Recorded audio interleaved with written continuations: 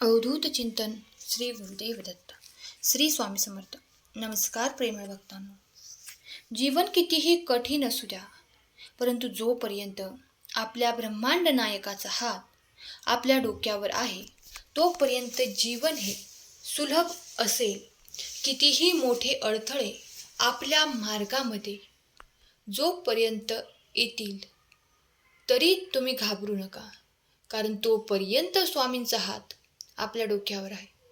प्रत्येक अडथळ्यावर आपण मात करू जोपर्यंत भगवंताची सावली आपल्या सोबत आहे. आपल्याला कुठल्याही प्रकारे इजा होणार नाही जोपर्यंत ते आपल्या पाठीशी उभे आहेत. आपल्याला कुठल्याही संकटाला, वाईट शक्तीला घाबरण्याची गरज नाही. भक्तांनो, तुम्हाला देवाबद्दल अनेक गोष्टी सांगण्यासाठी आजचा संदेश मी तुमच्यापर्यंत पोहोचवला आहे. तुमच्याही भगवंतावर पूर्ण विश्वास असेल तर हा संदेश शेवटपर्यंत नक्की ऐका. चॅनलवर नवीन असाल तर चॅनलला लगेच सबस्क्राईब करून कमेंट बॉक्समध्ये श्री स्वामी समर्थ, जय जय स्वामी समर्थ टाईप करा.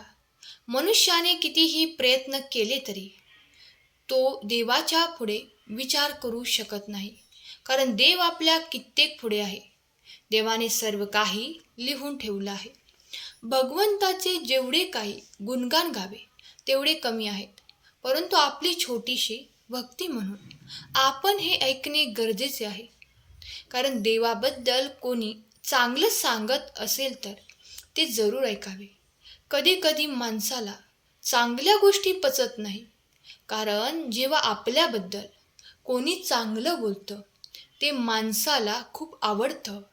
परंतु जर भक्तिमय कोणी चार गोष्टी सांगत असेल तर त्याकडे दुर्लक्ष आपण करतो. त्यामुळे आज तुम्ही दुर्लक्ष मात्र करू नका. जेव्हा कोणी आपल्याला दोन चांगल्या गोष्टी सांगते त्या जरूर ऐका. त्या ऐकल्याने जर आपलं चांगलं होत असेल तर ऐकायला काहीच अडचण नाही. आजच्या या स्वार्थी जगात कोणी कोणाला मदत करायला तयार नाही. आजच्या या स्वार्थी जगात पैसा सर्व काही आहे, परंतु भगवंताने जे आपल्याला शिकवलं ते कधी बदलणार नाही. भगवंताने जे आपल्याला दिलं ते आपल्याला प्रत्येक चांगल्या गोष्टीचे मार्गदर्शन केलं ते तर बदलू शकत नाही. म्हणून जो धार्मिक मार्गापासून बाजूला चालला आहे, ज्याला देवाशी काही घेणं देणं नाही, तो फक्त आपलं आयुष्य जगत आहे, अशांना देखील एक दिवस देवाची गरज पडणार आहे. कारण ज्यावेळी संकट येतं आणि संकट सोडवण्यासाठी कोणीही नसतं, आपलेही लोक आपल्याकडे पाठ फिरवतात, तेव्हा आपली नजर ही भगवंताकडे जात असते. कारण आपल्याला माहीत आहे या दुःखातून आपल्याला बाजूला कोणी करणार असेल तर ते फक्त भगवंत आहेत. आणि अशा वेळी माणसाचा विश्वास घट्ट होतो. म्हणून असे दिवस येणे देखील गरजेचे असते. कारण असे दिवस जोपर्यंत येत नाहीत तोपर्यंत आपल्याला भगवंताची खरी किंमत कळत नाही. आपल्याला जे काही सहजपणे प्राप्त होते, उपलब्ध होते, आपल्याला त्याची किंमत खूप कमी असते. आता पिण्याचे पाणीच घेऊया. ज्याकडे मुबलक पाणी आहे त्याला पाण्याची किंमत नाही, आणि ज्याकडे पिण्याच्या पाण्याचा तोटा आहे त्याला खरी पाण्याची किंमत विचारा. त्याच्याकडे पाणी आहे तो त्या पाण्याचा बेसुमार वापर करत आहे, आणि ज्याच्याकडे पाण्याचा तोटा आहे तो थोडा थोडा पाणी वापरत आहे. अशाच प्रकारचं आहे ज्याच्याकडे देवाने दिलेले सर्व काही आहे त्याला देवाची किंमत नाही, परंतु ज्याला देवाने खूप कमी दिलं आहे आणि अजून काही देणार आहे त्याला खरी देवाची किंमत विचारा. तो फक्त दिवस रात्र देवाची सेवा करतोय, चांगल्या गोष्टींचा अवलंब करतोय, चांगल्या गोष्टी सांगतोय, ते ऐकतोय, म्हणजे तो प्रत्येक गोष्टीत परिपूर्ण होतोय. परंतु ज्याला सर्व काही दिलं तो देवाची माहिती विसरून गेला. तो देवापुढे एक दिवा लावायला सुद्धा तयार नाही. आपल्या जीवनात जरी आपल्याला काही जमलं नाही तरी देवापुढे आपण एक दिवा लावू शकतो आणि देवाला नमस्कार तरी करू शकतो. एवढं केलं तरी पुष्कळ आहे. आपल्यासाठी काहीतरी करता येत असे त्यासाठी आपण काहीतरी करायला नको का? जग कुणाकडेही जाऊ द्या, परंतु आपण आपला धर्म सोडावा का? आपण आपल्या भक्तीचा मार्ग सोडावा का? नवनवीन पिढी नवनवीन मार्गामध्ये गुंतली आहेत, परंतु त्यांनीही आपण आपल्या धर्माच्या गोष्टीशी थोडीशी का होईना कल्पना नक्की घ्यायला हवी.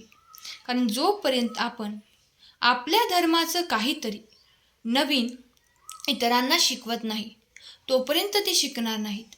आपलं ज्ञान आपल्यापर्यंत सीमित ठेवू नका, ते इतरांपर्यंत नक्की पोहोचवा.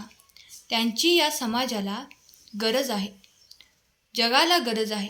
तुम्हाला असं वाटत असेल की मी माझी सेवा करते, मला काय कोणाचं देणं घेणं नाही, परंतु असं अजिबात नाही.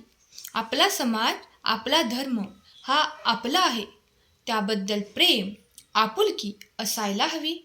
जर तुम्ही फक्त स्वतःपुरते बघत असाल तर तुम्ही आपल्या धर्माचे उल्लंघन करत आहात. फक्त स्वतःपुरतं बघू नका. कल्याण करायचं असेल तर भगवंतासारखं सर्वांचं करा. असं म्हणा, हे जास्त दिवस टिकणार नाही.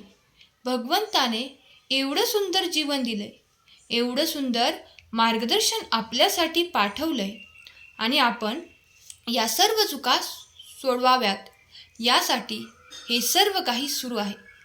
भगवंताच्या मार्गदर्शनासाठी तुमची निवड का झाली? कारण याची तुम्हाला गरज आहे. कधीकधी आपण थोडासा वेगळा विचार करून बघूया. कधीकधी आपण काही गोष्टींचा विचार करतो, असं वाटतं की ते चुकीचं आहे, हे घडायला नको होतं. परंतु एकदा दुसऱ्या बाजूने विचार करून बघूया.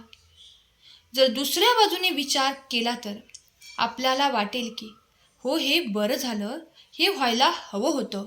म्हणजे दोन्हीकडूनही विचार केला की आपल्याला खरी गोष्ट समजते. परंतु आपलं मन आणि आजूबाजूची परिस्थिती अशी झाली आहे की तो ज्याचा त्याचा विचार करतोय, ज्याच्या त्याच्या बाजूने तो विचार करतोय. दुसरीकडून विचार करायला कोणी तयार नाही आणि त्यामुळे समाजात भांडण वाढत आहे. त्यामुळे समाजात आपुलकी राहिलेली नाही. प्रत्येकजण प्रत्येकाच्या जीवावर उठलाय. घरातच भांडणे चालू आहेत. त्यामुळे लक्ष्मी नांदत नाही आणि हे सर्व भगवंताची पूजा अर्चना करत राहा. जे आपल्याला होत आहे तेवढी भक्ती करत राहा. भगवंत तुमच्यावर कधीच रागवणार नाही. आजचा सुंदर संदेश तुम्हाला आवडला असेल तर संदेशाला लाईक करा, चॅनलला सबस्क्राईब करा आणि हा संदेश प्रियजनांना शेअर करायला विसरू नका. लक्षात ठेवा, तुमच्या एका शेअरने कोणाचे तरी हरवलेले मन जागृत होण्यास मार्ग मिळेल. आजचा संदेश शेवटपर्यंत ऐकल्याबद्दल धन्यवाद. केलेली सेवा स्वामींचरणी अर्पण करते. श्री स्वामी समर्थ. जय जय स्वामी समर्थ.